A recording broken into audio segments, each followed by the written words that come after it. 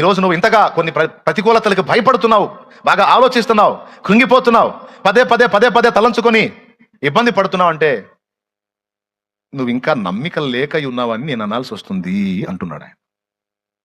దేవునికి స్తోత్రం కలుగును గాక. పెద్దగా చెప్పాలి మీరు. ఏం లేక ఉన్నావు అంటే నువ్వు భయపడటంలో అర్థం లేదని చెప్తున్నాడు ఆయన. రెండు నీకు తెలుసు. ఒకటి, నేను చేసిన కార్యాలు నీకు తెలుసు. రెండు, నీ ధోనిలో నేను ఉన్నానని కూడా నీకు తెలుసు. నేను నీకు తోడుగా ఉన్నానని నీకు తెలుసు. నీతోనే ఉన్నానని నీకు తెలుసు. నేను నీతో ఉన్నానని తెలుసు. నా శక్తి, ప్రేమ, జ్ఞానం 3 తెలుసు నీకు. తెలిసి కూడా మరి నువ్వు కలవరపడటంలో అర్థం లేదు కదా. అందుకే పాయింట్అవుట్ చేయాల్సి వచ్చింది వాళ్ళని. లేకపోతే అంతవరకు గద్దించి ఊరుకునేవాడు, సైలెంట్ పోయి కూర్చునేవాడు. నేను ఉండగా నీ ధోనిలో నిన్ను ముంచగలిగే సముద్రమే లేదు. అగాధ సముద్రాలకు నీవే ఎల్లలు వేశావు.